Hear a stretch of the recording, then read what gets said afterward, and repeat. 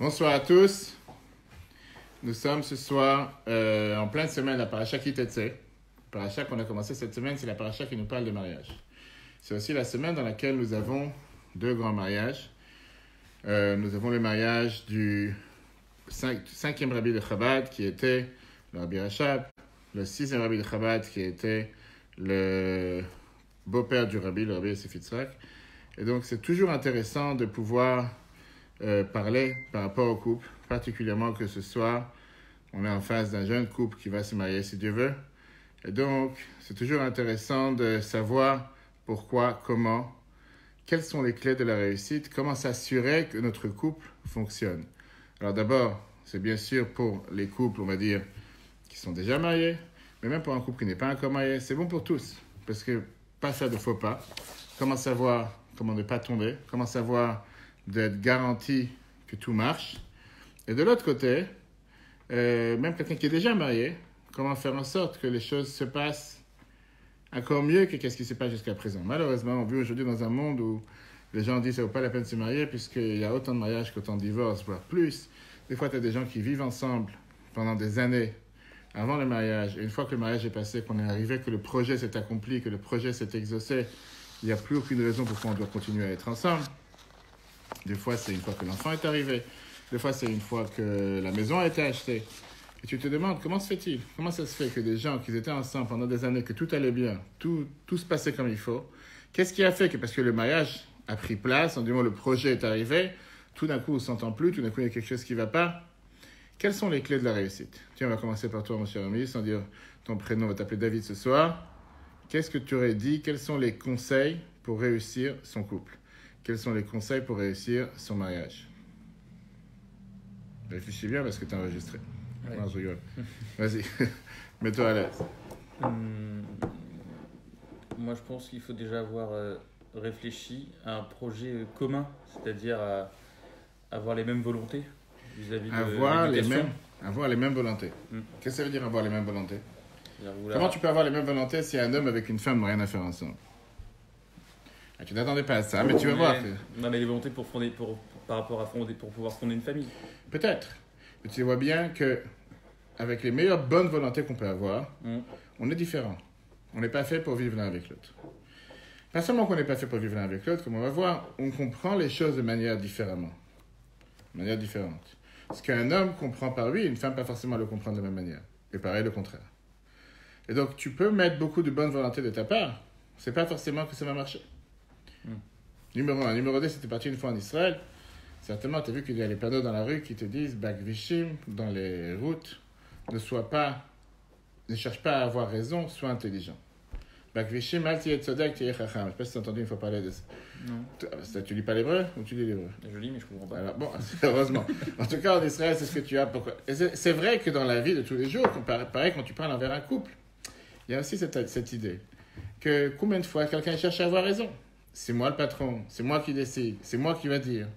Et comme elle a dit tout à l'heure justement, à partir de quand, on va dire, je vais être d'accord qu'elle aussi elle a le droit de s'exprimer, qu'elle aussi elle a le droit d'avoir raison, qu'elle aussi elle a son mot à dire. Est-ce qu'un couple, c'est 50-50 pour les comptes, ou bien c'est 50-50 dans la vie de tous les jours?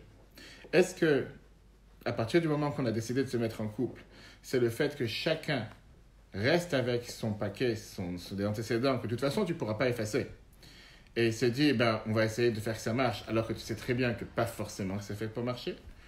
Ou bien on se dit, de toute façon, on ne pourra pas effacer notre passé, essayons de construire quelque chose ensemble. Quand tu fais un gâteau tout seul et quand tu fais un gâteau à deux, c'est pas forcément que ça marche de la même manière.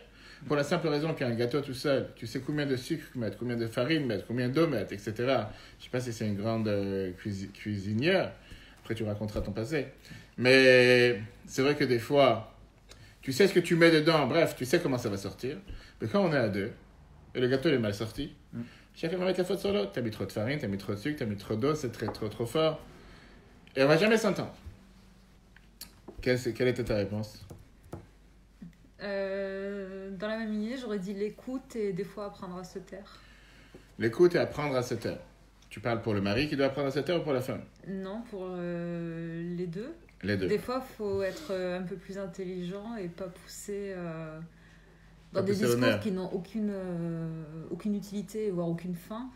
Et des fois, vaut mieux apprendre à se taire, mais même avec les autres, avec Même ses dans la amis, société. ses collègues. Oui, sauf que c'est vrai que tu as raison de comparer avec les amis et les collègues, sauf que dans la vie de couple, c'est vrai que c'est loin de tout ce qui est les amis et les collègues, du fait que avec un ami et un collègue, tu ne veux pas le rencontrer, tu n'as pas besoin de le rencontrer, tu ne veux pas vivre avec, tu n'es pas obligé de vivre avec, tu veux t'en séparer, merci, au revoir, tu ne veux pas manger avec lui, c'est pas la fin du monde, alors qu'avec ton mari, que tu veuilles ou pas, tu es censé vivre avec lui 24 heures sur 24, 7 jours sur 7. Et c'est ce que je disais à un autre couple la semaine dernière, que tu as des couples qui malheureusement vivent ensemble et qui en réalité font chambre à part. Ils sont sous le même toit, mais ils n'ont vraiment rien en commun. Tu as des gens qui ne vivent pas ensemble, qui ne sont pas l'un à côté de l'autre, et qu'en réalité, ils sont ensemble. C'est pas forcément parce qu'on va se tenir la main à chaque coin de rue, s'embrasser, chaque coin de rue qu'on va montrer à tout le monde qu'on s'aime, que ça veut dire qu'il y a tant d'amour et tant de passion dans ce couple. Parfois, ça montre le contraire. Et la question, elle est comment faire pour réussir? Comment faire pour que d'abord, le mariage se passe comme il faut? Alors aujourd'hui, on ne va pas voir seulement le sujet et le point de vue religieux, on verra ça la prochaine fois si Dieu veut, le déroulement du jour du mariage. Quelle est l'importance du jour du mariage? Comment on se prépare au jour du mariage? Ça, on verra si Dieu veut la prochaine fois. Aujourd'hui, on va voir, basé sur les études du Rabbi de Lubavitch, les 3 clés pour réussir. Alors, on peut parler du couple toute sa vie. Et la vérité, on ne peut pas s'arrêter au mariage. Ce n'est pas parce qu'on a pris 1 cours, 2 cours, 3 cours, on s'est dit, je sais comment me marier. Ce que je disais à plusieurs couples, c'est que les gens prennent des diplômes pour tout. Pour être dentiste, pour être avocat, pour tout et n'importe quoi, les gens, ils ont un diplôme. La seule chose pour laquelle les gens n'ont pas de diplôme, comment vivre ensemble, 2 êtres humains qui n'ont rien à faire ensemble, sous le même toit. Pire que ça, aucune personne n'a un diplôme pour être mari, aucune personne n'a un diplôme pour être femme, aucune personne n'a un diplôme pour être parent. Et tout d'un coup, on attend que les gens, quand tu les entends parler avant le mariage, c'est très romantique. Les gens te disent, je sais parfaitement qui sera le meilleur mari, le meilleur père de mes enfants, elle sera la meilleure mère. Tu ne sais même pas si tu auras des enfants. De quoi tu parles? Tu ne l'as jamais vu vivre avec des enfants. Tu ne l'as jamais vu vivre en tant que mère d'enfant ou père d'enfant. Comment tu peux savoir ce qui va se passer? Et la réalité des faits, elle est qu'on se marie avec une personne et le lendemain, c'est une autre personne. On dit qu'on se marie avec une femme qui devient mère, qui devient mère d'un enfant, mère de 2 enfants. Et les hommes, par définition, ont toujours ce défaut de ne jamais vouloir changer, alors qu'une femme change toujours. Et un homme se marie avec une femme en espérant qu'elle ne changera jamais, alors qu'elle change toujours. Et une femme se marie avec un homme en se disant qu'elle espère que cet homme qu'elle a connu le jour du mariage continuera à changer, à évoluer, et en réalité, il ne change jamais. Pourquoi? Parce qu'un être humain, par nature, un homme, se dit, mes défauts, je peux les supporter, tes défauts sont insupportables. Ou un homme, par définition, va dire, moi, j'ai rien à reprocher, c'est toi qui dois te changer.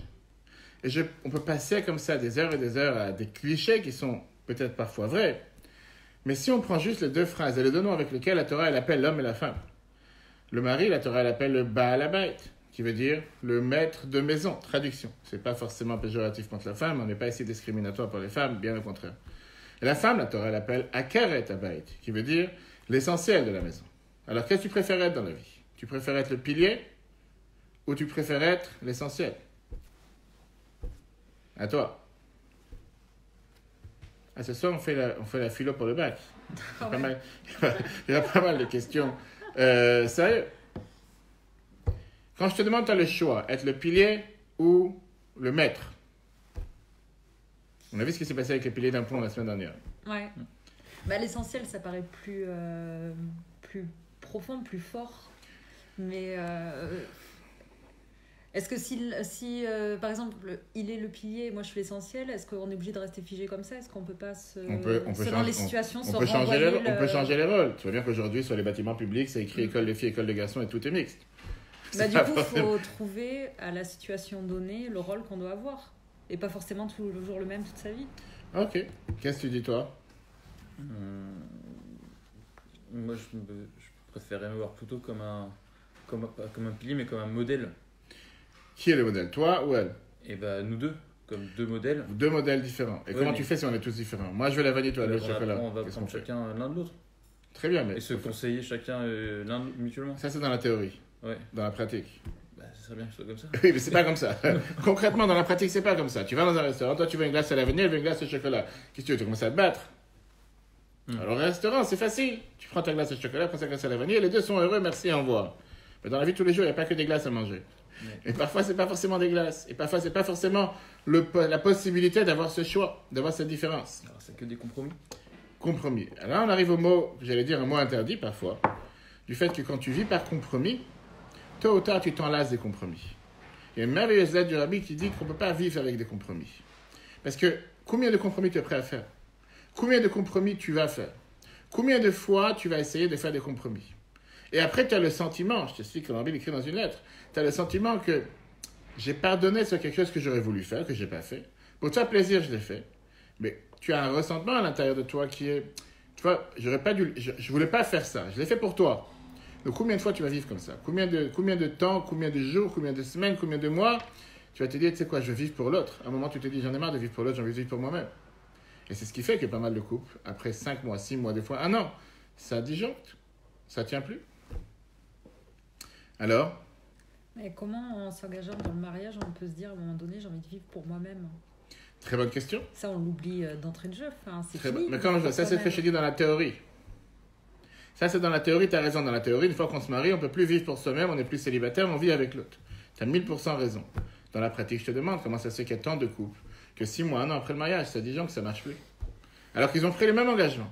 Et que quand tu parlais avec eux la veille du mariage, quand tu parlais avec eux juste avant le mariage, c'était une vie en rose. Ils ne pouvaient pas se voir vivre l'un sans l'autre. Mais est-ce que ces couples-là, avant de se marier, ils ont vraiment... c'est pas des extraterrestres. Imaginé ensemble la manière dont ils voudraient vivre après? Tu as dit le bon mot, l'imagination. On a tous des imaginations, on a tous des fantasmes. Ouais. Mais ça reste des fois de l'imagination. Parce que quand tu vas dans la vie de tous les jours, quand tu commences à rentrer dans le vif du sujet... Ouais, de manière concrète, est-ce qu'ils se sont dit ensemble, on va vivre à tel endroit, nos enfants, on va les mettre dans une école religieuse ou pas, les choses essentielles. Je te dis encore une fois, tout ça c'est la théorie. Pourquoi? Est-ce que tu as vu une fois la différence, comment toi tu parles avec ton futur ou lui avec sa future, et comment un couple se parle 6 mois après le mariage? Comment ça se fait qu'avant le mariage, on a un certain mode de parler, et qu'après le mariage, toutes ces codes sont tombées? La différence est très simple. Avant le mariage, rien n'est acquis.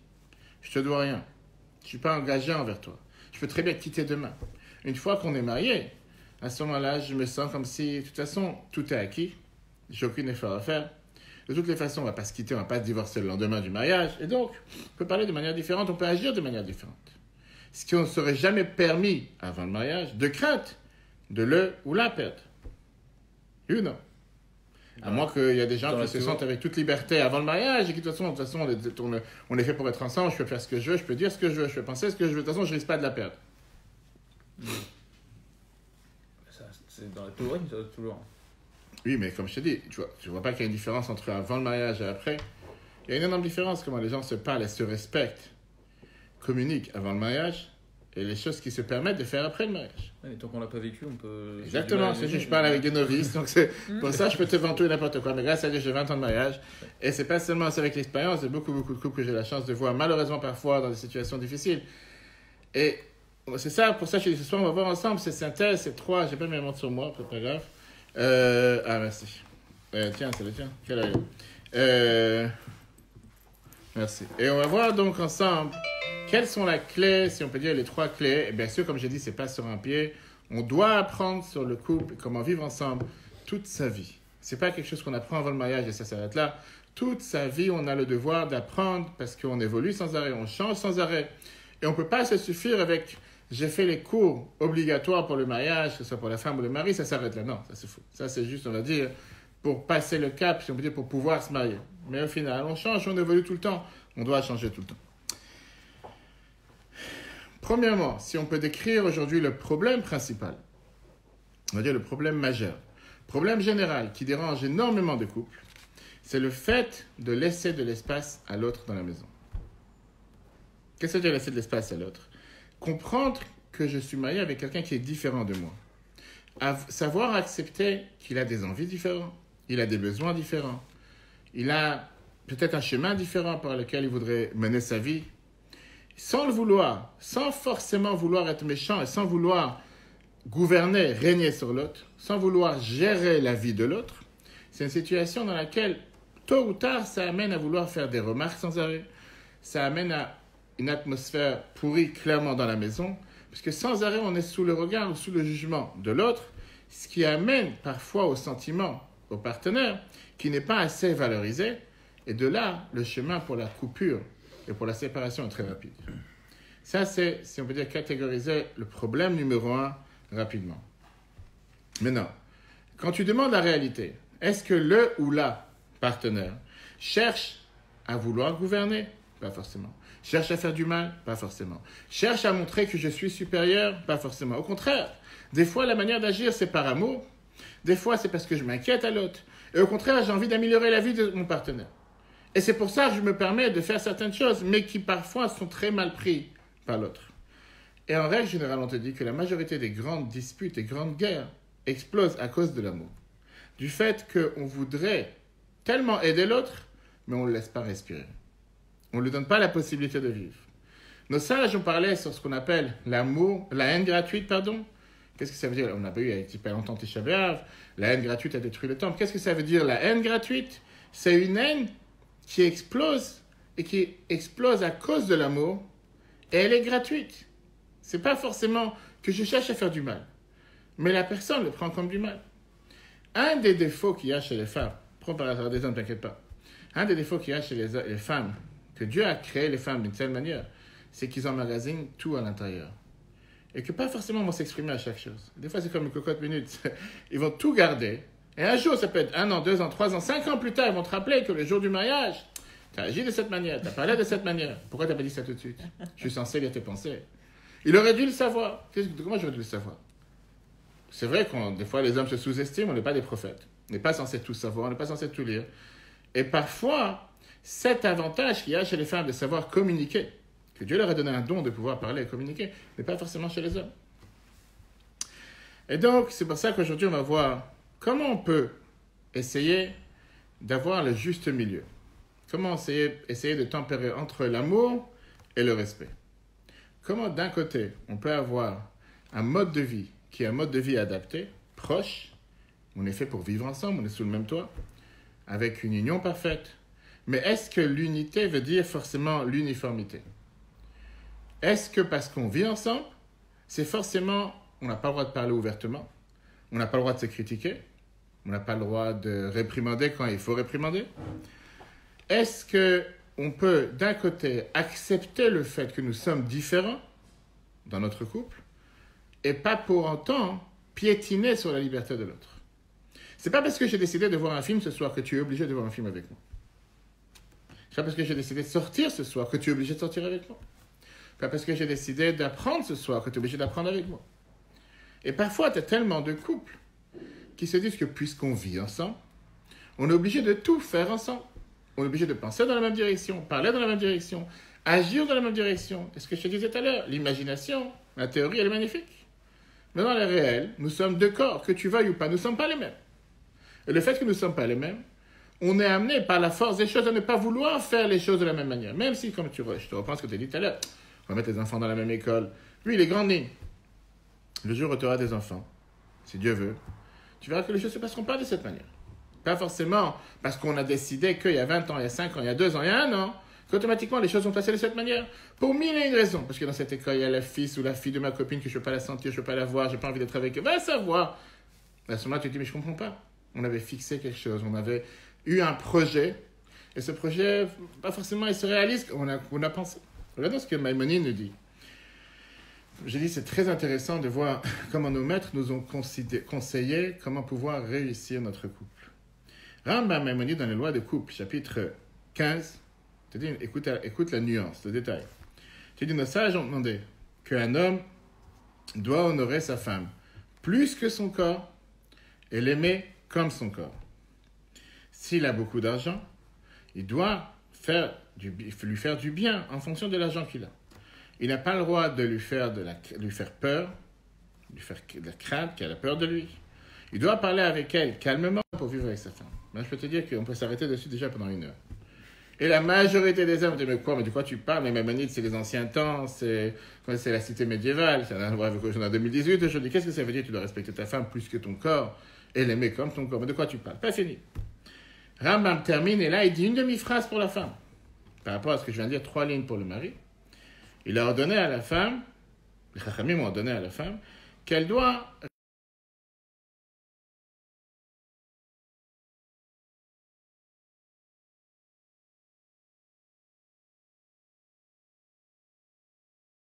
Mais si je repars sur ce que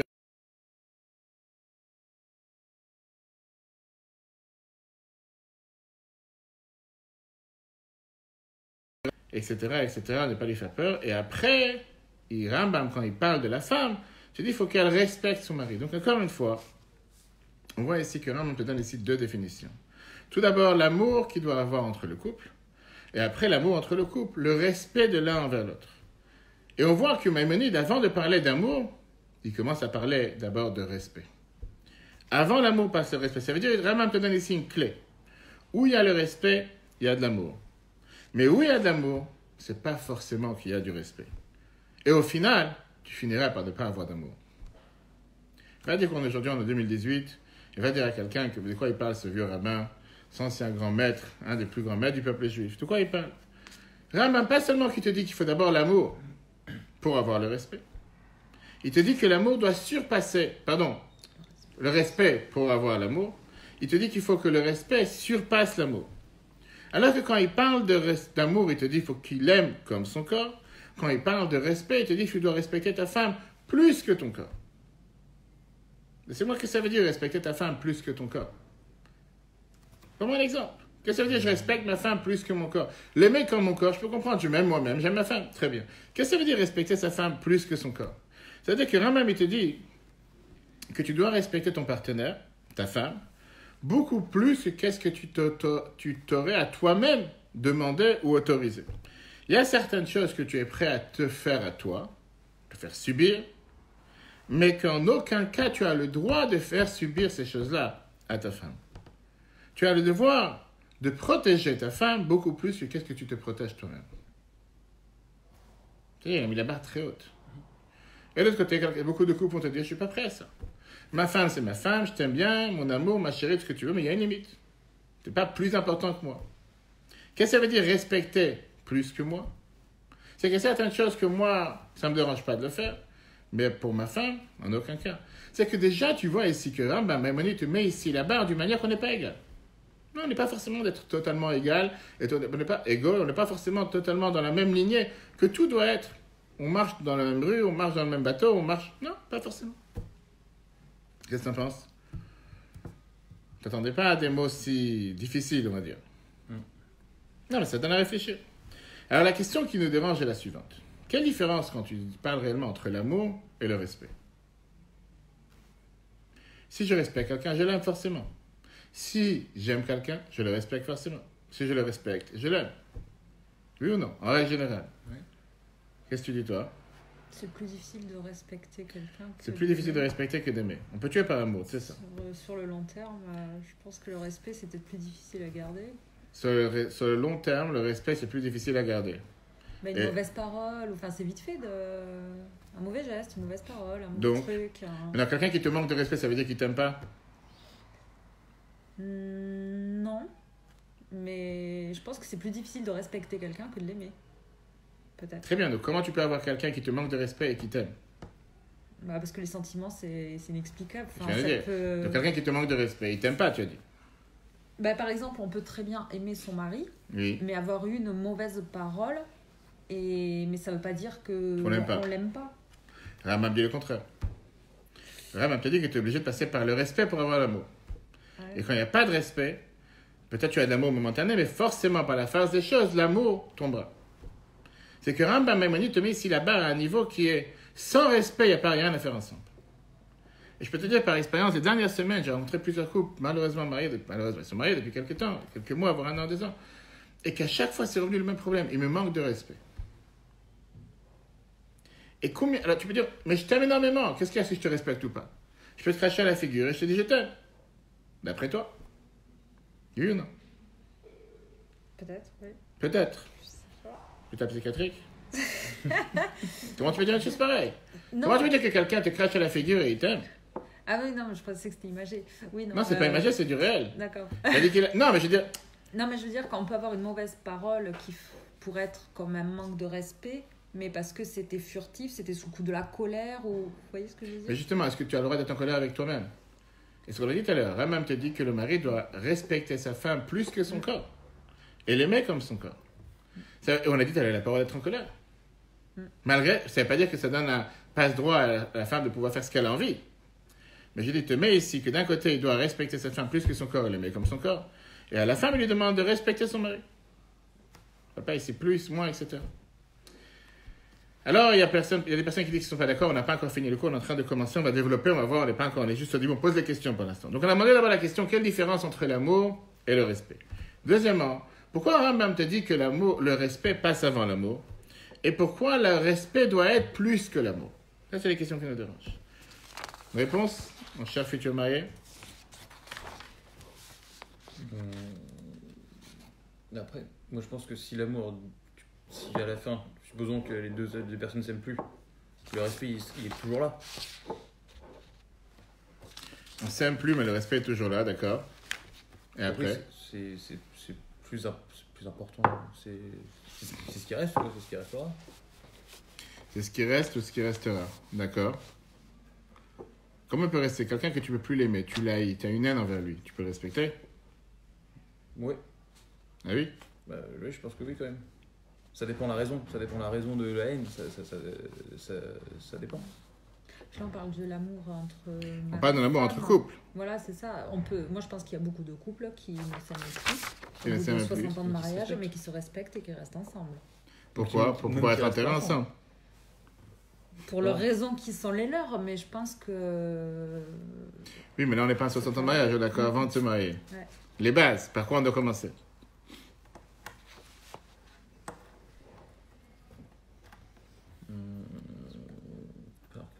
Est-ce qu'on peut respecter sans amour? Est-ce qu'on peut aimer sans respect? Je pense qu'on peut respecter sans amour, mais pas l'inverse. On peut respecter sans amour, mais on ne peut pas aimer sans respect. Oui. Elle a dit le contraire. Oui. Ça fait 1-0. 1-0. Un match de ping-pong. Tu veux mettre de la lumière. Ouais. Vas-y. Tu vois, déjà une divergence. Tu vois, jusqu'à maintenant, vous étiez tous d'accord sur tout, mais on a déjà une différence. T'es pas d'accord. J'ai pas dit le contraire. J'ai dit que c'était plus difficile de respecter que d'aimer. Tu as dit que c'est plus difficile de respecter que d'aimer. Mais concrètement, est-ce qu'il... Parce que aimer, on aime. Voilà, c'est comme ça s'explique pas, c'est on aime. Par contre, pour se respecter au quotidien... je te demandais la question tout à l'heure. Quelqu'un qui te crache à la figure, tu peux l'aimer? Ah oui, non, je pensais que c'était imagé. Dans la vie réelle. J'ai pas dit que ton mari va te cracher dans la figure, mais c'est dans la vie réelle. Et après, votre maman... non, la maman, elle pourra jamais faire ça. Mais d'accord. En fait, ça peut partir d'un... Non, théoriquement, non. Donc, est-ce qu'on peut aimer sans respecter? Non. Non. Donc, c'est-à-dire que pour toi, si on aime, on respecte forcément. Oui. Et toi, qu'est-ce que tu disais? Pour toi, c'est que si on aime, on respecte. Si j'aime pas la personne, je peux la respecter, mais je suis pas obligé de l'aimer. Mais si je l'aime, je suis obligé de la respecter. Ça va de ça. Toi, qu'est-ce que tu disais? La même chose, mais que le respect, c'est plus difficile que d'aimer. Le respect, c'est plus difficile. Ok, d'accord. Alors, on va voir aujourd'hui ensemble, comme j'ai dit tout à l'heure, base numéro 1, quelle est, au final, quelle est la demande de Rambam? Pourquoi Rambam nous met comme base le respect avant l'amour? Et pourquoi il nous met le respect plus que l'amour et après l'amour? Et on sait très bien que dans la Torah, comme on apprend les choses, c'est que du but, on apprend un nom qui veut dire que parfois, s'il n'y a pas de respect, il n'y aura pas d'amour. Alors que s'il n'y a pas de respect, l'amour finira par partir. Alors que s'il y a de l'amour, forcément le respect doit être. Je n'ai pas dit que c'est comme ça dans la réalité. Comme elle a justement dit tout à l'heure, que tu as des gens qui peuvent aimer sans forcément vouloir respecter. Et qu'on a dit tout à l'heure, on sait très bien qu'il y a des gens qui tuent par amour. Et c'est ce qu'on a parlé tout à l'heure, le fait de ne pas vouloir laisser de la place pour l'autre, le fait de ne pas vouloir de piétiner sur l'autre, le fait de vouloir gérer la vie de l'autre, le fait de vouloir se mêler dans tout ce que l'autre y fait, c'est aussi par amour. Mais c'est aussi, d'une certaine manière, un manque de respect. Parce que si tu respectes la place de l'autre, laisse-le vivre, laisse-le s'exprimer, laisse-le dire son mot. Pas obligé de penser à chaque fois exactement comme toi. Très belle histoire qui s'est passée avec le rabbi et sa femme. Le rabbi a vécu avec sa femme, son épouse, la rabbinite Rav Mushka, pendant plus de 60 ans de mariage. Malheureusement, ils n'ont pas eu d'enfants, c'était pendant la guerre, ils se sont mariés. Ils ont vécu à Paris de 1933 à 1940, 41, et ils se sont mariés en 1929 à Varsovie. C'est vrai que la vie fait que parfois, dans certains endroits, dans certaines circonstances, on n'a pas la chance de pouvoir avoir les mêmes repères qu'avaient nos parents, grands-parents. Quand des gens te disent comment ça se fait que les grands-parents vivaient ensemble 60 ans, ils ne se posaient pas de questions, il n'y avait pas de divorce, il y avait des divorces, c'était très peu, et qu'il n'y avait pas forcément tout ce qu'on a aujourd'hui. Et néanmoins, les gens ne se posaient pas de questions. On vivait ensemble, on s'est mariés ensemble, jusqu'à 120 ans, voire éternellement, on ne se pose pas de questions. Aujourd'hui, le nombre de divorces, le nombre de jeunes, et le nombre de jeunes qui ne veulent pas se marier, le nombre de jeunes qui vivent de manière monoparentale, le nombre de jeunes qui se posent des questions et qui se cherchent. Pourquoi les choses sont si compliquées que ça? Regardons cette histoire. Les dernières années de sa vie, elle est décédée en 1988. Elle a beaucoup souffert avec des douleurs du pied. Une fois, c'était une douleur qui s'est passée vendredi soir. Elle n'arrivait pas à se mettre debout pour aller chercher à manger, les chalotes, le vin, n'importe quelle maison juive. Vendredi soir, on fait à manger à table. Alors qu'en règle générale, les femmes vont toujours vouloir faire part de leurs soucis et de leurs problèmes à leur mari. J'ai mal au pied, j'ai mal au dos, pour voir comment il va réagir parfois. Pas forcément que c'est vrai, mais juste pour savoir qu'est-ce qu'il va dire. Et elle voulait justement cacher le problème de son mari, le rabbi. Elle ne voulait pas qu'il soit au courant du problème, elle ne voulait pas qu'il soit au courant de ce qui vient de se passer. Qu'elle a mal au pied, etc. Donc elle a décidé de demander à la femme de maison, celle qui faisait le ménage, etc., de mettre le premier plat, le poisson, la viande, de mettre le premier plat devant le rabbi avant qu'il rentre à la maison, avant de faire kidouche, challah, vendredi soir. Elle n'aura pas besoin de se lever pour aller à la cuisine chercher les plats, et donc tu ne vas pas sentir, tu ne vas pas savoir qu'elle a un problème au pied, pour ne pas lui faire de la peine. On parle quand même d'un âge avancé, c'était déjà près de 60 ans de mariage. Le rabbi rentre à la maison, il fait kidouche. Et il voit que la rabbinite, sa femme, elle est assise et elle dit rien. Mais lui, il dit rien. Lui, il n'a pas posé de question pourquoi tu ne te lèves pas. C'est pas comme certains maris que dès qu'ils arrivent à la maison, faut que c'est, on va dire, les rois de la maison. C'est à la femme d'amener, c'est à la femme d'amener, c'est à la femme de tout faire, de nettoyer, de mettre. Et il n'a rien dit. Il a vu que le premier plat était déjà servi. Et à ce moment-là, maintenant, on va passer au deuxième plat. Il faut enlever la vaisselle, il faut changer. Il y a bien un moment qu'il faudra bouger, il faudra faire quelque chose, il faudra dévoiler. En règle générale, après le poisson, il passe à la soupe. C'est la coutume, poisson, soupe, viande, etc. Et la rabbinite ne peut pas se lever. Elle a très mal au pied, elle ne peut pas se lever. Maintenant, il y a une des deux. Ou le rabbi regarde et se demande qu'est-ce qui se passe, pourquoi tu ne bouges pas ce soir, tout le temps tu bouges, il y a quelque chose qui se passe. Ou elle va essayer de traîner le pied, mais on n'est pas ici des enfants. Et donc le rabbi commence à chanter. Comme on chante chaque fois pendant le repas de Shabbat, et tout d'un coup il ferme les yeux, comme s'il est en train de réfléchir, méditer, etc. Et comme s'il ne voit pas ce qui se passe. Le secrétaire a profité du moment. Il est parti à la cuisine, il a changé les assiettes, il a amené la soupe rapidement. Et donc ça s'est passé d'une manière comme si le rabbi n'a pas remarqué ce qui s'est passé. Voilà, c'est très bien qu'il a compris ce qui s'est passé aussi. Et elle n'a pas voulu dire quoi que ce soit pour ne pas lui faire de la peine. Je parle ici d'un niveau qui est vraiment très très élevé, qui n'a rien à voir avec un homme, comment nous on aurait agi. Mais ça montre un exemple, quel type de rapport nous pouvons avoir l'un avec l'autre.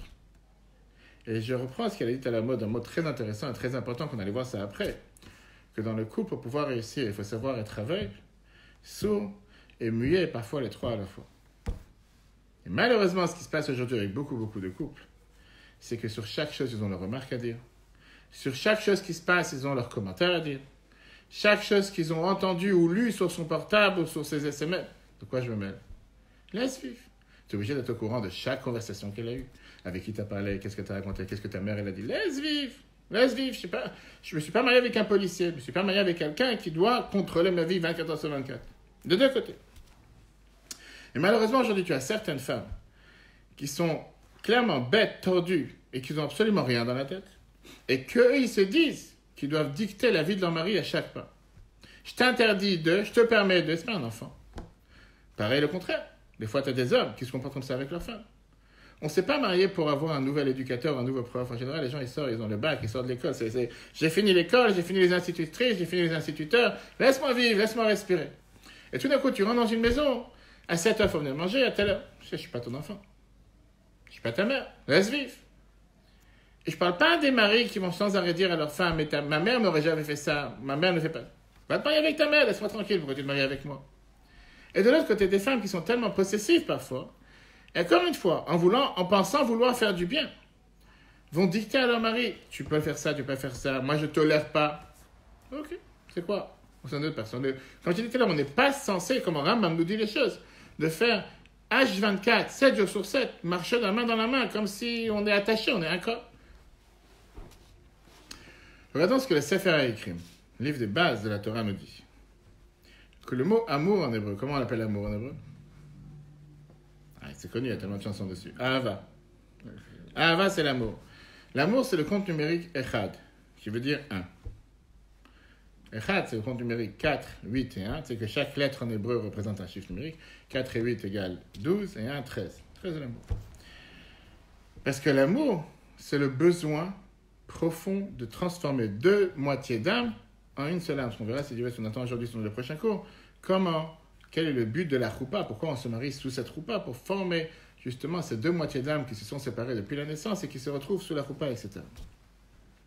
Mais quelle est l'idée? L'idée, elle est de pouvoir surmonter son propre ego et de pouvoir créer une union, de créer quelque chose de nouveau avec quelqu'un d'autre. Mais parfois, par cette bonne volonté de vouloir créer cette union et de vouloir vivre avec quelqu'un d'autre, l'effet contraire, qui peut parfois être lourd de conséquences, avec des lourdes dégradations plus tard, qui est que ça peut être se transformer en un gouverneur ou quelqu'un qui veut priver le domaine privé de l'autre, la personnalité de l'autre. Parfois, par volonté d'aimer ou par besoin d'aimer, on est peut-être amené à empêcher la liberté de l'autre. Je l'aime tellement que je ne lui donne plus de liberté. Mais c'est une erreur, malheureusement, que le moment où on s'en rend compte, c'était trop tard. Ça fait 3 ans que je souffre avec elle. Ça fait 3 ans que je n'ai pas mon mot à dire. Même si dans la vie de tous les jours on va sourire, même si dans la vie de tous les jours tout va bien, mais quand tu entends les couples, je dis malheureusement les dernières semaines j'ai entendu tellement de couples, et ça revient toujours sur le même point. Cette emprise de l'un sur l'autre, qui n'est pas forcément méchant encore une fois. On ne parle pas ici des gens qui veulent être méchants avec l'autre, qui veulent faire des souffrances à l'autre. Non, c'est par amour. Mais parfois par la volonté de vouloir aimer, on oublie qu'on commence à gouverner l'autre, régner sur l'autre, vouloir écraser l'autre, vouloir étouffer l'autre. Et à un moment, la personne n'a plus le pouvoir de respirer. À un moment, elle se sent, mais c'est pas le couple que je me suis imaginé quand j'allais me marier. Et combien de gens t'entendent la même phrase? C'est pas l'homme que j'ai connu. Je ne comprends pas, pendant 3 ans, vous avez vécu ensemble, tout était rose, tout était bien. Qu'est-ce qui s'est passé que 6 mois après le mariage, tout disjoncte? 1 an après le mariage, rien ne va plus? Non. Je parle à un couple récemment avec qui je parlais. C'était plusieurs années ensemble avant le mariage. Ils sont mariés il y a quelques temps. Et aujourd'hui, malheureusement, la situation est difficile. Et je dis, mais je ne comprends pas, pendant tellement d'années avant le mariage, tout était bien. Qu'est-ce qui a fait que tout d'un coup, les choses ont changé? Et donc, d'où vient ce point qui est parfois un point négatif? Ce point vient du fait que, puisqu'on attend tellement de cette union, entre nous, on a tellement d'expectations, on s'est mis la barre très très haute, ça amène une situation dans laquelle on devient des perfectionnistes et on n'arrête pas d'avoir des commentaires à longueur de journée ou des critiques à longueur de journée sans fin. Et donc, qu'est-ce qui fait l'autre partenaire, le mari ou la femme? Il essaie de couper les ponts, il essaie de couper le contact pour se protéger. Et ça, c'est une chronique d'une défaite connue d'avance. Le fait de se sentir étouffé, c'est-à-dire je réponds plus au téléphone. Elle a appelé 20 fois, ça y est, j'ai parlé ce matin, j'ai dit au revoir, mon ami, ma chérie, mon amour, comment ça va? Laisse-moi vivre. Je suis au travail, laisse-moi vivre. Alors que quand je te disais tout à l'heure, prends comment c'était avant le mariage. C'était pas 1 minute sans pouvoir se parler l'un avec l'autre, s'envoyer des SMS, sans s'échanger, sans des photos. La vie était vraiment le paradis sur terre. Qu'est-ce qui fait que quelques mois plus tard, tout d'un coup, elle me fatigue. Ou il me fatigue. Ou j'ai pas le moment maintenant, j'ai pas les forces maintenant. Ou j'ai envie de sortir avec mes copines, j'ai envie de sortir avec mes amis, j'ai envie... laisse-moi vivre un peu. Qu'est-ce qu'il y a? C'était pas pour cette union qu'on s'est mariés, pour faire en sorte qu'on va vivre ensemble jusqu'à 120 ans sans pouvoir se séparer, sans respirer différemment, sans parler différemment, sans agir différemment. Le Rabbi il a expliqué une fois la plus grosse dispute qui s'est passée dans l'histoire du peuple juif. Là, si vous avez entendu parler de la période du Homer, la période dans laquelle on ne se coupe pas les cheveux, on ne fait pas de mariage, entre Pessah et Shavuot, la période de conte du Homer.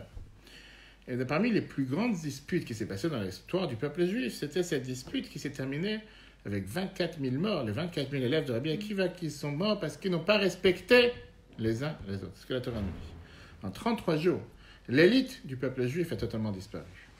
On parle ici quand même que Rabbi Akiva, leur maître, courait tous les jours pour aller enterrer 700 enterrements. C'est quelque chose qui est précis par ça. Moi, en tant que Rav, qui va parfois à des enterrements, des fois 2 dans la journée, c'est déjà énorme. Qu'est-ce que ça veut dire 700 enterrements? Je fais les calculs, 24 000 en 3 semaines. Tout le monde se demande, qu'est-ce qui a fait qu'on a eu une telle catastrophe, un tel malheur, que des sages, des érudits de la Torah, n'étaient pas capables de se respecter les uns les autres? Même si des fois on a des divergences d'opinion, des différences d'avis. Comment ça s'est passé juste chez Rabbi Akiva? Rabbi Akiva était...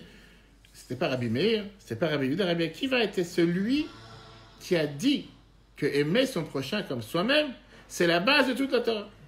C'est lui qui nous l'a enseigné. Ses propres élèves ne sont pas capables de mettre ça en application. Ses propres élèves meurent parce qu'ils n'ont manqué de respect les uns avec les autres. Comment est-ce possible que nous, aujourd'hui, on réalise et on comprend l'importance de respect de l'un envers l'autre, et eux, ils n'étaient pas capables de se respecter les uns envers les autres? Qu'est-ce que tu en penses? Pas seulement que Rabbi Akiva l'a enseigné. Rabbi Akiva, c'était quelqu'un que, par excellence, par son personnage, il respirait, qu'est-ce que ça veut dire l'amour du prochain? Toute sa personnalité, c'était de l'amour. S'inquiéter pour l'autre. La Gemara nous raconte que son épouse, Rachel, n'avait rien trouvé en lui. Rachel, c'était une fille d'un des plus grands riches de Jérusalem, Kalba Savoua, que tout le monde s'est dit à l'époque, en tant que jeune fille, qu'elle va se marier avec le plus grand prodige de l'époque. Le jeune homme qui est le plus grand, va savoir, milliardaire du quartier, c'est la fille du grand milliardaire de Jérusalem. Automatiquement, elle va tomber avec quelqu'un pareil. Elle va trouver quelqu'un qui est très intelligent, qui a une généalogie parmi les plus grands savants et les plus grands sages. Et à la place, elle se rebelle contre son père. Son père qui la déshérite de tout son héritage. Elle préfère ne pas avoir de richesse, elle préfère ne rien avoir. Et elle choisit d'avoir... Elle choisit à la place d'avoir un homme simple. Pas seulement un homme simple. Elle préfère avoir un homme simple qui ne sait pas lire, un illettré. Rabbi Akiva ne savait pas lire jusqu'à 40 ans. Quelqu'un qui travaille avec... À l'époque, c'était un berger, qui était connu comme le métier le plus simple sur Terre. Vraiment, il ne faut pas seulement être très intelligent, avoir un bac plus 5 pour être berger. Quelqu'un qui ne vient même pas d'une famille importante. Il vient des convertis de Édom. Son père était un converti. Bref, c'était pas du tout ce qu'on avait prédit pour cette jeune fille de milliardaire qui allait se marier avec une personne. Tout ça pourquoi? La Gemara Ketuvot, page 62, nous dit la phrase suivante. Elle a remarqué chez lui, chez Rabbi Akiva, qu'il était pudique et qu'il avait des bons traits de caractère. Elle a vu comment... Là, c'est dangereux. Elle a vu comment il se comportait envers l'autre. L'attention qu'il avait pour l'autre. Les sentiments qu'il avait pour l'autre. Elle s'est dit, je préfère avoir une telle personne pour faire ma vie avec que tous les protectionnistes et tous ceux par qui j'aurais pu arriver avec l'argent de mon père. Éventuellement, en tant que fille milliardaire, j'aurais pu être la plus heureuse sur Terre, me marier avec un prince, me marier avec quelqu'un de... Tu es fatigué, tu vas dormir. Je me marier avec un prince, me marier avec quelqu'un d'important. Elle a tout laissé tomber. Elle s'est dit, je cherche le trait de caractère, l'inquiétude pour l'autre, le fait de s'inquiéter pour l'autre, le fait d'avoir des sentiments envers l'autre. Ça, c'est ce qui m'intéresse. Tout le reste, j'en ai pas besoin. Où ils étaient ses élèves? Je dirais bien, qui va être le personnage par excellence qui montre l'inquiétude pour l'autre, ce souci envers l'autre, le respect de l'autre? Ces élèves n'étaient pas capables de le faire. Ils n'étaient même pas capables de mettre en application ce que leur maître leur a enseigné. Le Rabbi répond à ça de manière merveilleuse. Le problème des élèves de Rabbi Akiva, c'est qu'ils s'aimaient de trop. C'est pas qu'ils ne s'aimaient pas. C'est que leur amour était débordante les uns avec les autres. Et puisque leur amour était débordante, automatiquement, ils ne pouvaient pas autoriser l'autre à se tromper. Mais pas cette chemise, mais pas cette coiffure, mais pas cette robe, va pas avec tel talent, va pas dans telle voiture, mange pas telle chose. Laisse vivre, laisse respirer, donne de la place à l'autre. Mais parfois, ils avaient un amour qui était tellement débordante qu'il faisait en sorte que l'autre était totalement étouffé. Pas droit à l'erreur, tu dois faire exactement comme moi je fais. Ils ont oublié le simple fait que dans le monde, même si on a le devoir d'être en unité, pas forcément en uniformité. On n'est pas obligé, on n'est pas des ordinateurs. On n'est pas obligé de faire du copier-coller chaque pas de notre vie, chaque chose qu'on fait. On a le droit de s'aimer, mais on n'est pas forcément les mêmes. On a le droit d'aimer quelque chose qui n'est pas comme moi. J'ai le droit d'aimer quelque chose qui n'est pas qui je suis. Je ne suis pas obligé d'aimer quelqu'un qui me ressemble. Je peux aimer quelqu'un qui ne me ressemble pas. Et donc, si on se rappelle du fait que Dieu a créé chacun sur terre avec un caractère différent, une beauté différente, la possibilité de pouvoir penser différemment et au final d'agir différemment. J'ai le droit de pouvoir planifier ma vie comme bon me semble. Bien sûr, je vis avec quelqu'un. On va pas parler d'être égoïste et de vivre célibataire en tant que couple.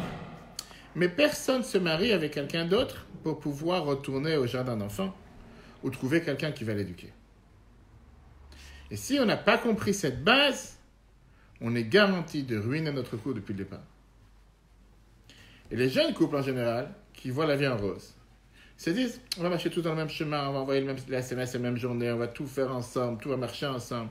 Quand je te dis que j'ai des couples aujourd'hui qui pleurent le jour du mariage parce que les grillades, pas souvent en Israël, des fois des grandes salles, la coupa en plein air, il y a les grillades dehors. Je sais, il n'y a pas longtemps, je ne rappelle plus avec quel mariage, c'est un mariage en Israël et quelqu'un, le khatan, il était en larmes, et il me dit parce que j'ai commandé des brochettes dans le barbecue avant la coupa, il n'y a pas de brochettes. Il était en larmes, le jour de son mariage. Moi, je pensais qu'il voulait divorcer, il ne voulait pas aller sous la coupa. C'est vrai, c'est pas la fin du monde. Tu as commandé des brochettes. On sait comment c'est avec les Israéliens. Tu as commandé une chose, tu as reçu. C'est vrai, laisse-moi tranquille. Mais c'est pour ça que tu te prends la tête. Ou des autres qui vont se dire, j'ai commandé 2 violons, il y a un violon qui est venu. Laisse vivre, qu'est-ce qu'on en a à faire? Et en règle générale, c'est sur ces choses-là qu'on se prend la tête. Et pour ça, je dis, on retourne au jardin d'enfants. Alors qu'on est censé être 2 adultes, qu'on va se marier. Si on est 2 adultes qu'on se marie, on n'est pas des enfants. Alors c'est vrai, elle n'a pas dit bonjour d'abord à ton père, elle a dit d'abord bonjour à un ami. Elle n'est pas venue, la glace n'était pas exactement ce que tu as choisi. Le gâteau n'était pas vraiment la taille que tu as commandée. Ah, laisse vivre. Mais tu as des gens qu'aujourd'hui, pour eux, non, c'est pas normal. Ça devrait être exactement comme j'ai prévu. Si c'est pas comme j'ai demandé, c'est pas bon. Ça commence l'enfer. Ça, c'est ce que le Rabbi nous écrit dans l'écoute Sichot, volume 22, page 139. Je dis le texte. Chacun des élèves avait un chemin par lequel il a compris la Torah de son maître, par lequel il a décidé de servir Dieu, par les des élèves de Rabbi Akiva. Mais comme ils ont reçu cette méthode, cette doctrine de leur maître, qui était d'aimer son prochain comme soi-même, ils ont tout fait pour que leur ami, leur proche, vint servir Dieu de la même manière que moi j'ai servi Dieu. Et quand leurs collègues ne faisaient pas de la même manière, ils ne pouvaient pas le respecter. C'est comme si tu étais 2 dentistes dans le même cabinet. Et tu attends de ton collègue de faire les implants de la même manière que toi tu les fais. Chacun a des manières différentes. On a des corps différents, on a des pensées différentes, on a des mains différentes, on a des façons de faire différentes. On n'est pas obligé de faire la manière exactement la même chose. Rabbi rajoute, Rabbi Akiva a vécu toute sa vie avec une abnégation de soi. Comme il disait à ses élèves, il attendait de pouvoir faire ce qu'on appelle Messirut Nefesh, de donner sa vie pour Dieu. Eux, ils ont pris ça au premier degré. Et pour eux, ça ne pouvait pas exister quelqu'un de leurs collègues qui va agir différemment d'eux. C'est forcément... Si moi j'aime la sauce sucrée pour les sushis, tu dois aimer la sauce sucrée. Pas avoir de voir la sauce salée à la maison. Si moi j'aime le chocolat, tu ne peux pas aimer la vanille. Vas-y. Alors la question qu'on a dit tout à l'heure, c'est pas... Ça c'est, on va dire, un beau discours. Mais dans la réalité des faits, au final, le fait qu'on veut être proche et on veut se rapprocher l'un de l'autre et on veut faire en sorte de pouvoir aimer l'un l'autre, on a ce besoin de vouloir réprimander, même si c'est avec gentillesse, critiquer, faire des remarques. On a cette volonté de vouloir faire en sorte que l'autre sache qu'il y a quelque chose qui s'est passé qui n'est pas correct ou qu'il y a quelque chose que j'aurais voulu qu'il se passe de manière différente. On a le besoin, puisque j'aime l'autre, comme l'a dit tout à l'heure. Parce que si j'en ai rien à faire de l'autre, je ne vais rien dire. C'est quelqu'un dans la rue qui passe, il a fait quelque chose qu'il ne faut pas, laisse-moi tranquille. Mais quand c'est ma femme ou mon mari, je me sens le besoin de vouloir dire, peut-être faire remarquer, éclairer, peut-être pas en public, peut-être, mais peu importe, j'ai ce besoin-là. Que faire avec ce besoin? Je ne peux pas m'étouffer moi-même pour ne pas vouloir étouffer l'autre. Parce que ça, c'est le risque du contraire. Le risque, c'est que chacun fait chambre à part sous le même toit, comme j'ai dit tout à l'heure. J'ai des couples qui vivent ensemble et qu'en réalité, ils n'ont rien à faire ensemble. Ils sont peut-être sous le même toit. Peut-être qu'ils ont le même compte en banque, peut-être qu'ils vont aux mêmes vacances, mais chacun fait sa vie. Et là, on vient au deuxième point. Le point qu'on a dit tout à l'heure, qui est que des remarques, réprimander, vouloir corriger, bien sûr qu'on peut le faire. Mais ça doit être une déduction par amour. Qui veut dire, ça doit être donné par respect et par sentiment de vouloir se rapprocher. Si on arrive à une situation dans laquelle le partenaire ou la partenaire se sent rabaissé, ou se sent touché, ou se sent blessé, il va avec un sentiment que son partenaire se sent supérieur à lui, qu'il ne le valorise pas autant. À ce moment-là, ça ne sert absolument à rien de dire quoi que ce soit. Pourquoi? Pas seulement que ça ne sert à rien, c'est totalement interdit, c'est ce qui va faire que le lien va se défaire. Si la personne qui reçoit la réprimande, si la personne qui reçoit on va dire la remarque, ne se sent pas aimée, si cette personne ne se sent pas valorisée, si cette personne se sent comme s'il y a ici quelqu'un qui est là pour me diriger, pour me gouverner, ça ne sert à rien de dire. C'est de la perte de temps, c'est même interdit. Regardons le Midrash. On a commencé il y a quelques semaines le Chumash Dvarim. On commence à parler les dernières parachiotes de la Torah. Et le Rabbi a rappelé ça des dizaines de fois. Moshe a attendu 40 ans avant de commencer à réprimander le peuple juif. Moshe a vécu avec le peuple juif depuis la sortie d'Égypte jusqu'à ce qu'il les amené en Israël. Et le Chumash Dvarim commence, voici les paroles que Moïse a dit au peuple juif.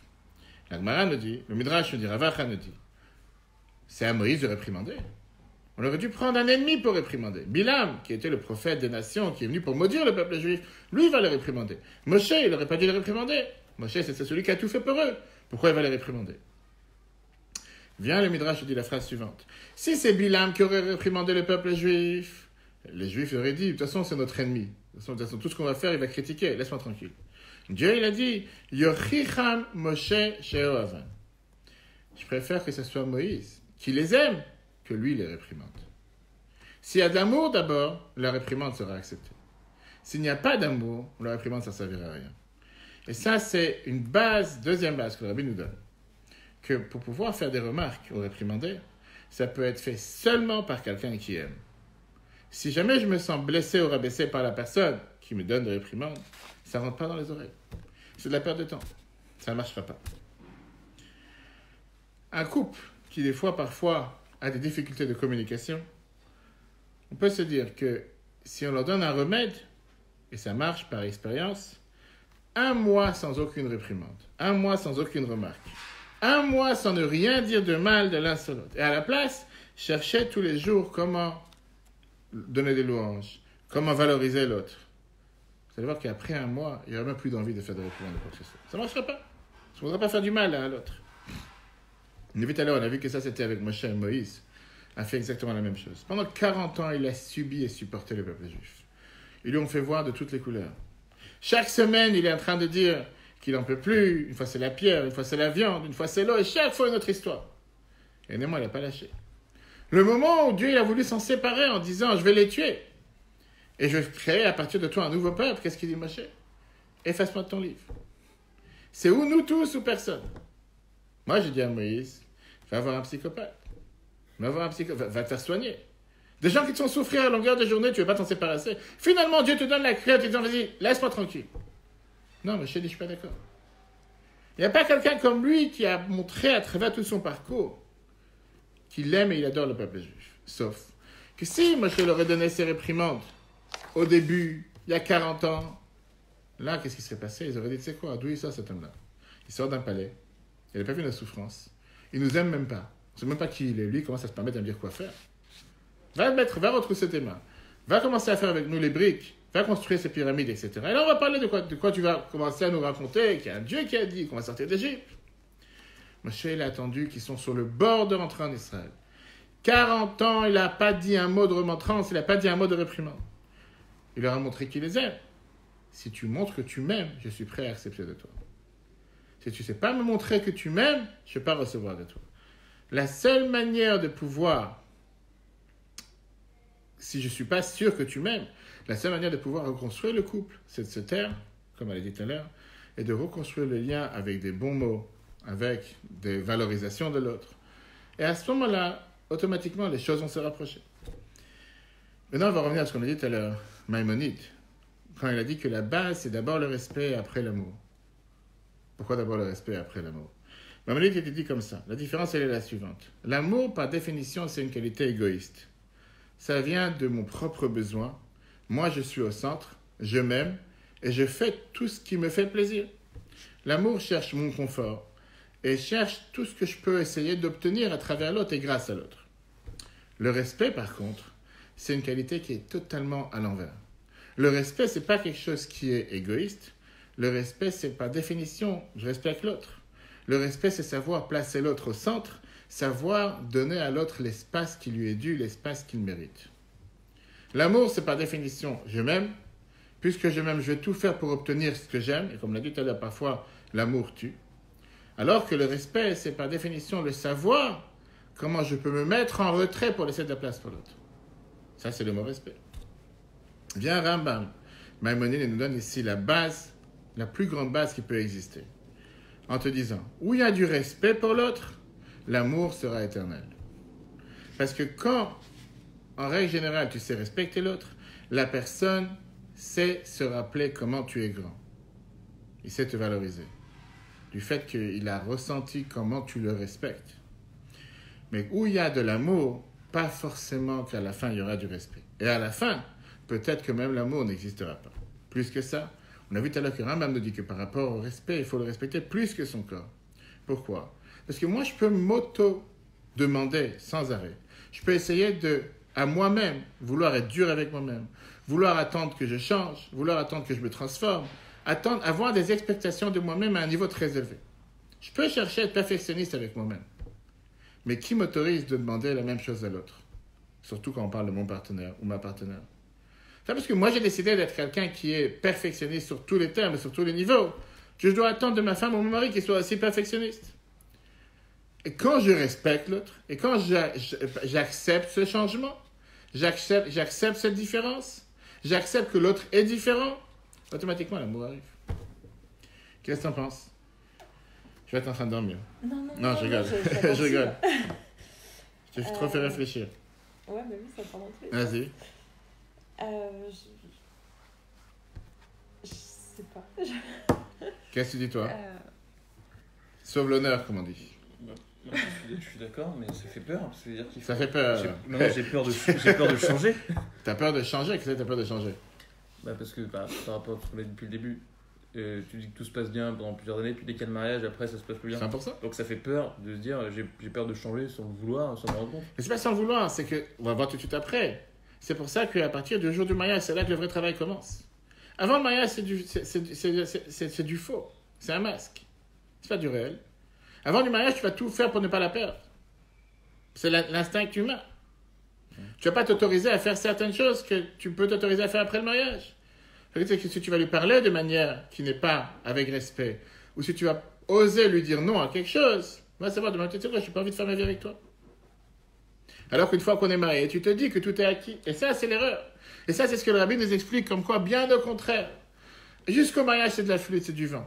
À partir du mariage, c'est là que le travail commence. C'est parce que tout ce que tu as pu t'imaginer, tout ce que tu as pu préparer avant le mariage, c'est même pas la copie, le brouillon. C'est rien. Après le mariage, ça commence le réel. Et là, ça commence les efforts quotidiens.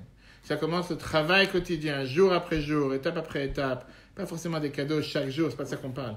L'intérêt qu'ils portent l'un pour l'autre. Le fait de respecter l'un l'autre, communiquer avec l'autre. On va tout de suite ne pas arriver au troisième point. Qu'est-ce que tu disais, toi? Mais en fait, ça veut dire que sans le vouloir, on n'est pas honnête avant le mariage? Je ne dis que sans le vouloir. Au final, on a ici un intérêt. Qu'on veuille ou pas, on a un intérêt. Mais on ne dit pas que tu te permets aujourd'hui de faire certaines choses avec lui. Je veux dire, comme dans la société. Certaines choses la manière comment tu parles dans la société, c'est la même manière comment tu parles avec lui aujourd'hui. Si, oui, tu as un problème. Dans la société aujourd'hui, je dis très simple. Tu travailles dans n'importe quel bureau. Tu as une secrétaire. Si ça ne te dérange pas, est-ce que tu pourrais, s'il te plaît, m'amener un café, un verre d'eau, me faire une copie? Merci beaucoup. Si tu as le temps, s'il te reste quelques minutes. Bref, et c'est toujours avec des pincettes, on va dire, ou avec des gants. Avec un mari, tu as entendu une chose pareille. Avec une femme, tu as entendu une chose pareille. On va dire, oublie les premiers mois après le mariage. Et comme on dit, tu avances dans la lignée. Ouais. Où tu étais? Pourquoi tu n'es pas venu? Ça fait tellement de temps que je t'attends. Maintenant, l'inverse.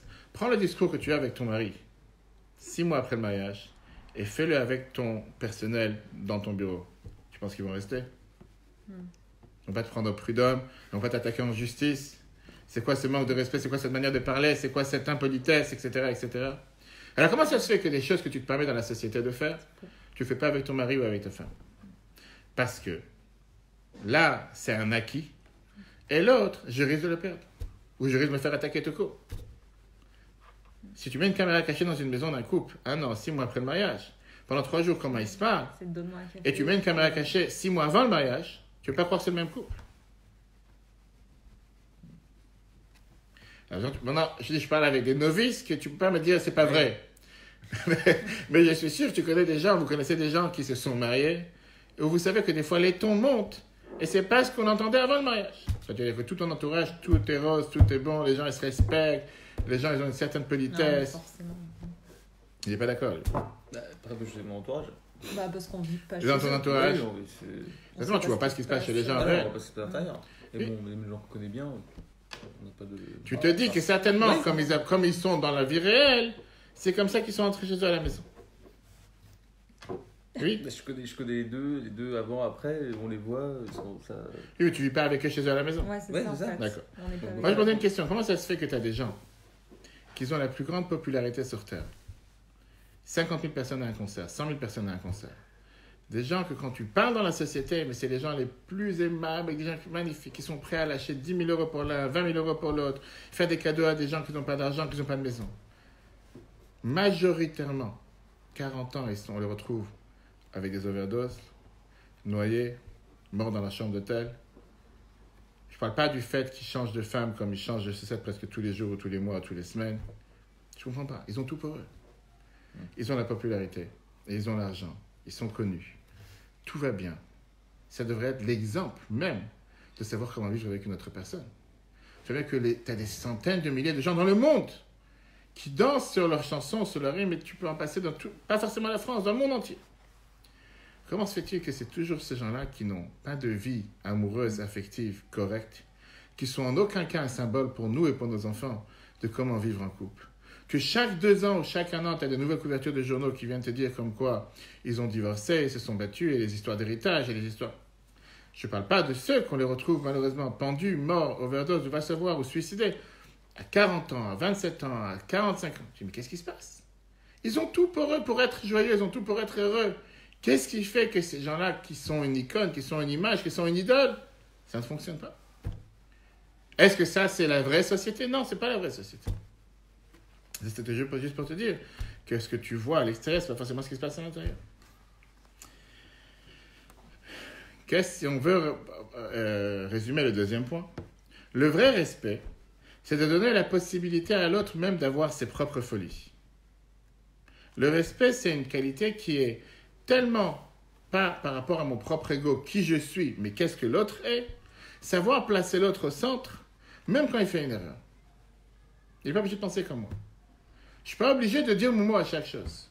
Je ne suis pas obligé d'agir comme un policier, ou comme un huissier de justice, ou comme quelqu'un qui va forcément redresser la personne. Il a le droit de faire une erreur. Moi, je m'autorise à faire des erreurs. Oui, personne n'est parfait sur terre. Il n'y a que le bon Dieu qui est parfait sur terre.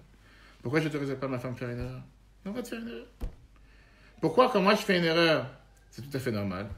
Pourquoi, quand elle fait une erreur, il faut que je disjoncte, il faut que je saute comme un lion dans une cage? Laisse vivre.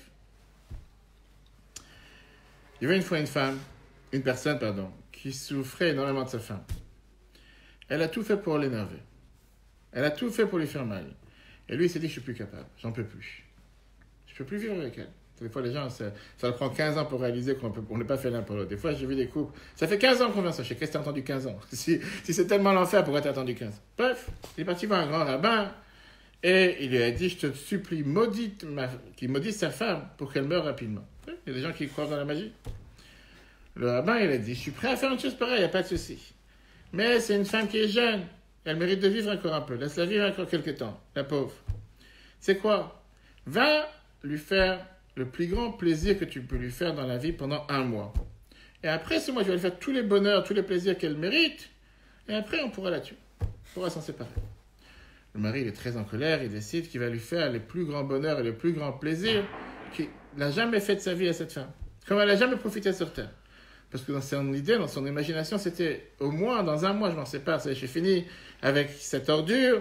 Je vais tout faire pour la faire kiffer au maximum. Il revient à la maison ce premier jour, 2 heures avant le travail. 2 heures avant l'heure normale qu'il aurait dû revenir. Il nettoie toute la maison. Il fait la vaisselle. Il amène des fleurs. Et il a même préparé à manger le soir. Chaque jour, il essaie d'étonner sa femme de manière différente. Et chaque jour, il s'assure qu'elle est émerveillée. C'est bien quelque chose qu'il a disjoncté. Ou il n'a pas pris ses joints. Ou il n'a pas pris ses cachets. Il y a quelque chose qui ne va pas. Le premier jour, elle s'est dit, il est complètement fou. Il est certainement sourd aujourd'hui. Le deuxième jour, elle a dit certainement qu'il est devenu vraiment fou. Le troisième jour, elle s'est dit, certainement, il cherche de l'attention. 4e jour, elle s'est dit, j'ai pas le choix. Autant profiter, il fait tellement de choses pour mon bien-être, autant vraiment être en train de profiter. Après 2 semaines, elle s'est dit, je suis obligé de lui rendre. Il agit tellement bien envers moi. Il n'y a pas de cri, il n'y a pas de nerfs. tout se passe de la meilleure manière possible, autant profiter. Donc, je commence à être malheureuse de pleurer tous les jours. Je profite au maximum. Et moi aussi, je veux les faire. Je veux les faire des surprises. Passe 29 jours. Après ces 29 jours, ce rabbin appelle le mari pour s'assurer que demain, il met sa malédiction à exécution et qu'il va la faire disparaître, il va la tuer. Et là, le juif dit au rabbin, je vous en supplie, mettez pas cette malédiction demain, laissez-moi encore kiffer quelques années. Je veux dire que quoi? Qu'au final, quand tu agis de cette manière envers l'autre, il y a une phrase que dans la Chassidut, on répète sans arrêt. Comme l'eau qui est reflétée, le visage qui est reflété sur l'eau, de la même manière, le cœur de l'un est reflété envers l'autre. Si tu sais laisser de la place pour l'autre, si tu sais respecter l'autre, automatiquement, ça passera, le reste passera. Tu pourras réprimander, tu pourras faire des remarques, mais par amour, pas par vouloir étouffer l'autre. On vient de voir deux composants. Jusqu'à maintenant, c'était des composants négatifs, qui est ou éviter de faire des remarques, ou bien les faire passer de manière chaleureuse, de manière etc. Mais la vraie base fondamentale pour la réussite du couple, ça ne peut pas être seulement basé sur le négatif. Ça doit passer aussi sur le positif et comment être actif. Ça ne suffit pas de savoir comment gérer les problèmes, mais comment éviter qu'il y ait des problèmes. Comment faire en sorte de se rapprocher, comment créer ce lien de l'un envers l'autre. Et le meilleur conseil pour ça, comme le rabbin nous le donne, c'est avoir un moment fixe de communication. Pas dans le monde de la technologie aujourd'hui, dans lequel on communique 24 heures sur 24, 7 jours sur 7, en réalité, on ne communique jamais. Tu vois aujourd'hui les gens qui sont dans les stations de bus. Tous les matins, je passe 5, 6, 7, 10 personnes, chacun avec son portable sur ses oreillettes. On est dans un monde qu'on est capable de communiquer sur un Facebook, sur un livre de visage. Mais personne n'est capable de communiquer avec l'autre. On va t'écrire des commentaires sur Facebook à longueur de journée, on va t'envoyer des likes, on va t'envoyer des roses, tout ce que tu veux. Mais cette même personne, tu la rencontres dans la rue, tu ne dis même pas bonjour. Comment se fait-il qu'aujourd'hui, c'est pour ça qu'elle dit qu'elle était anti-Facebook. Mais grâce à Dieu, on diffuse la Torah par Facebook aussi. Comment ça se fait qu'aujourd'hui, on est soi-disant dans le monde de la communication, et que tu es capable d'envoyer 20 SMS à ta femme ou à ton mari dans toute la journée, je t'aime, mon amour, tout ce que tu veux. Mais que savoir mettre ton portable de côté, fermer ton portable pendant une demi-heure, par jour, pas plus. Se regarder l'un en face de l'autre. Comment c'était ta journée aujourd'hui? Qu'est-ce qui a marché? Qu'est-ce qui n'a pas marché? Je te sens moins contente, plus heureuse. Qu'est-ce que je peux faire pour toi? Qu'est-ce qu'on peut faire ensemble? Combien de fois la Bible nous dit l'importance d'avoir un cours de Torah dans la maison? De savoir qu'on est capable de tout mettre de côté et que le mari et la femme apprennent ensemble. Pas pour un qui soit le maître de l'autre, mais découvrir quelque chose de nouveau, créer ce lien ensemble, manière de réfléchir différente, penser différemment. La halakha, la loi juive, est la clé de ce qui nous enseigne comment c'est important de faire beaucoup de petits actes de manière fixe, que de faire des grands actes. C'est le jour du mariage, je me rappellerai toute ma vie. L'anniversaire de notre mariage, on va faire une grande fête, on va aller au restaurant, je ne sais pas ce qu'on va faire, on va acheter des bouquets.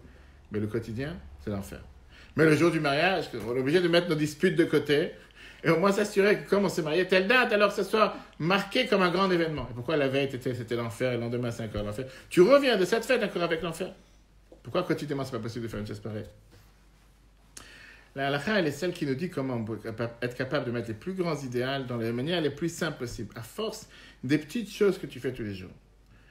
La Torah te dit que Shabbat arrive, on est capable de mettre le porte-monnaie de côté, sentir que Shabbat est arrivé, on sent l'atmosphère différente dans la maison. Puis la Torah te dit que comment ça se passe? Pas ça que tu as vidé tes poches. Shabbat, on ne passe pas dans la rue, on vide ses poches. Je sens que Shabbat est arrivé. Une femme, elle allume les bougies, Shabbat est arrivé. Qu'est-ce qu'elle a déjà fait? Qu'est-ce qu'elle a déjà fait d'allumer une bougie? Mais c'est ce petit acte d'allumer une bougie qui fait que tout d'un coup, je prends conscience que Shabbat est arrivé. La Torah te dit que si tu veux la réussite dans le couple, chaque petit acte quotidien, 24 heures sur 24, c'est ce qui va faire que le couple sera réussi. On avait répété à chaque fois sur l'ouverture de la mer Rouge. On dit dans la paracha de Bo, comme quoi Dieu a fait en sorte qu'il y a eu ces deux colonnes d'eau qui se sont ouvertes, la mer qui s'est ouverte en deux, il y avait ces deux murailles d'eau qui se sont ouvertes, et qui a fait que le peuple juif a pu passer à l'intérieur.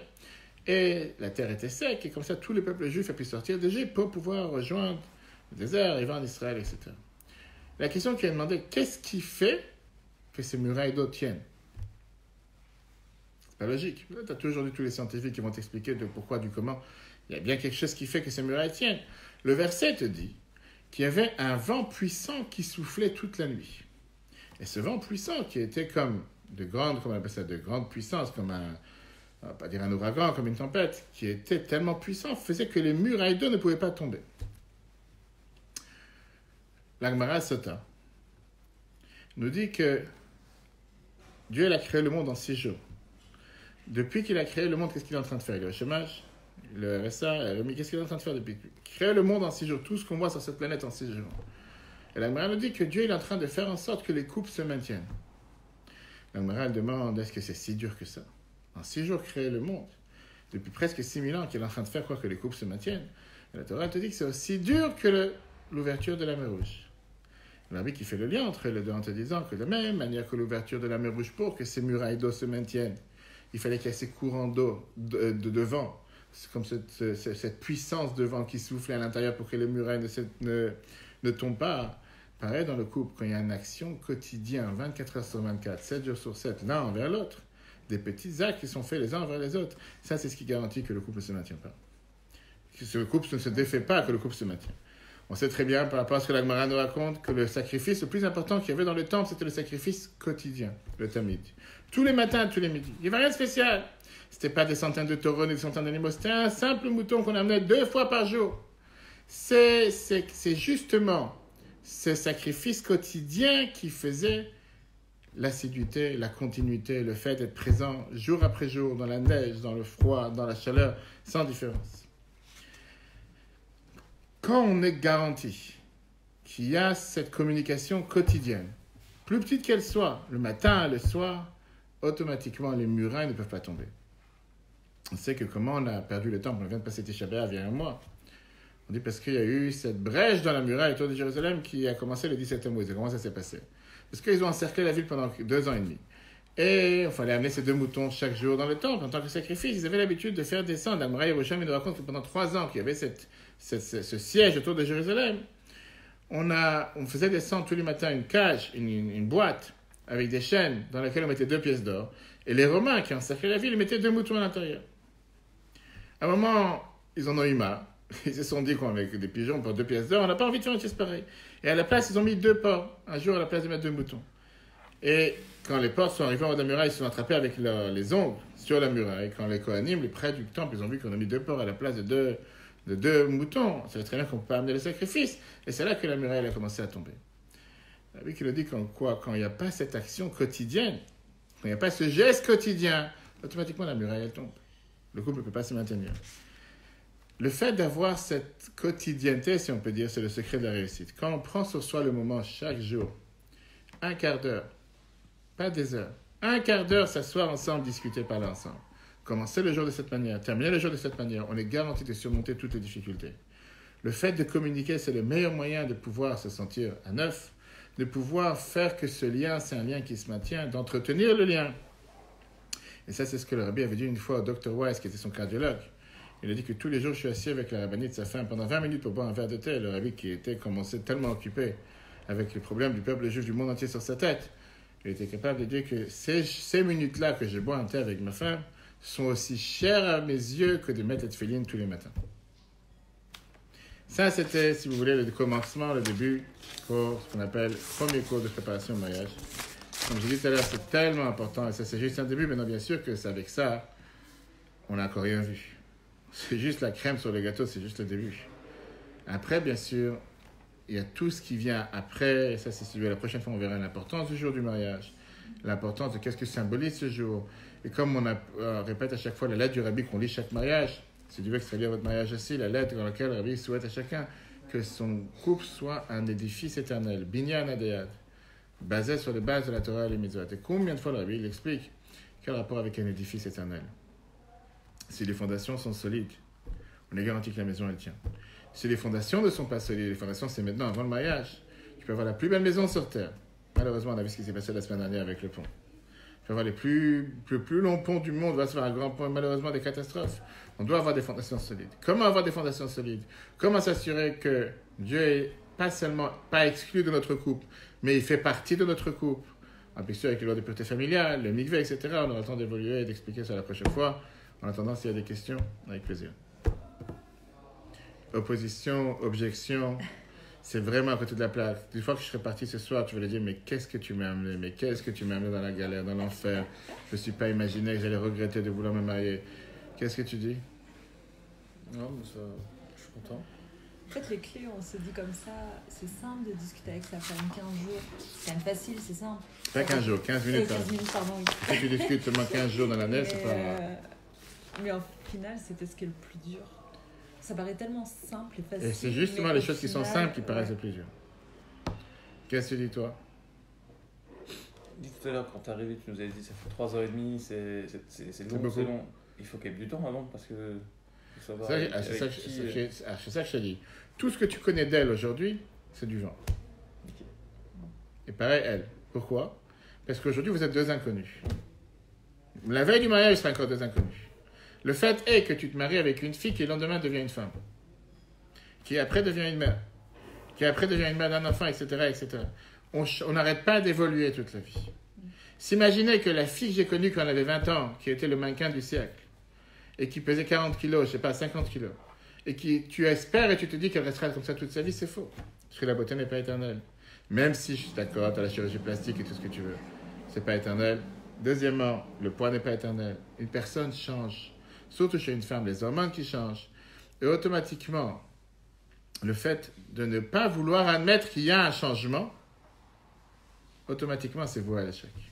Le fait de se dire que ça, c'est le mannequin avec qui je me suis marié, qui restera mannequin demain, c'est faux. D'où on le sait, la Torah. La Torah te dit que Yaakov, père Jacob, patriarche Jacob, il s'est marié, il a travaillé 7 ans pour se marier avec une femme, qui s'appelait Rachel. Et qu'est-ce qui s'est passé?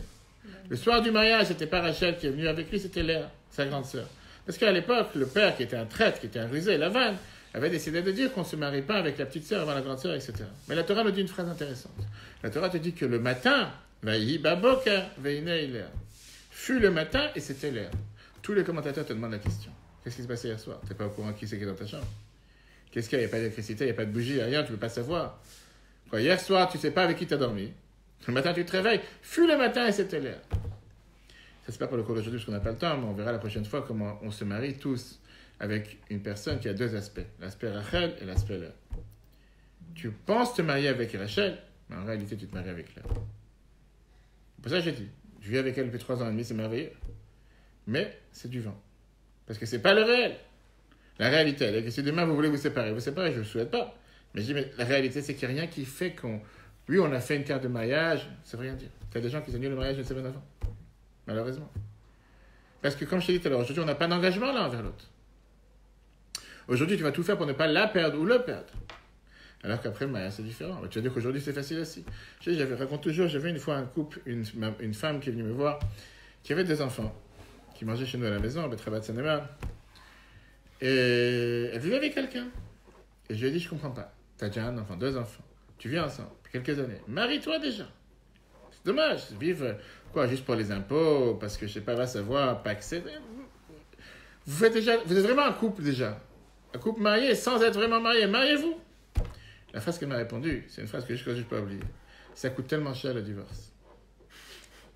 Ça veut dire que tu vis avec, et c'est sérieux, tu vis avec quelqu'un que tous les jours tu te dis peut-être je devrais divorcer, au mieux pour mieux pas se marier. C'est pas la vision de la Torah. La vision de la Torah, c'est que si on est fait pour être l'un avec l'autre, s'il y a bien un Dieu qui a fait qu'on s'est rencontrés, donnons-lui 50% des chances. Il y a bien Dieu qui a fait que j'ai choisi telle femme et tel homme parmi toutes les femmes et tous les hommes que je connais. Faisons en sorte que ça marche. Pour ça, ils se demandent nos efforts. Qui a dit que dans la vie, on peut obtenir quelque chose sans effort? Ça ne marche pas. Et qui sait combien d'efforts on doit mettre dans ce qui est le plus cher à nos yeux, qui est notre couple? Les gens sont prêts à faire des efforts pour tout. Sport, régime, pour obtenir un diplôme, cabinet, ce que tu veux. Mais dans leur propre couple, ils ne sont pas prêts d'investir. Ça vient d'un clic. Le rabbin m'a béni sous la choupa. Tout marche. C'est faux. Rien marche. Si on ne va pas faire d'efforts l'un envers l'autre, l'un avec l'autre, jour après jour, ça ne marchera pas. Tu peux avoir 10, 20, 100 bénédictions. Ça ne marchera pas. Très bonne soirée à tous ceux qui nous regardent. Le cours sera en replay sur l'application eTorah si Dieu veut demain. En attendant, ça c'était le premier cours. Que Dieu fasse qu'on puisse avoir que des bonnes nouvelles de tous nos couples, de tous nos futurs couples, de tous nos futurs mariages, de ne pas faire de faux pas, d'apprendre des faux pas qui ne sont faits par les autres. Et que Dieu fasse que très prochainement on se voit tous ensemble à Jérusalem avec ma chère. Très bonne soirée à tous et au prochain cours si Dieu veut.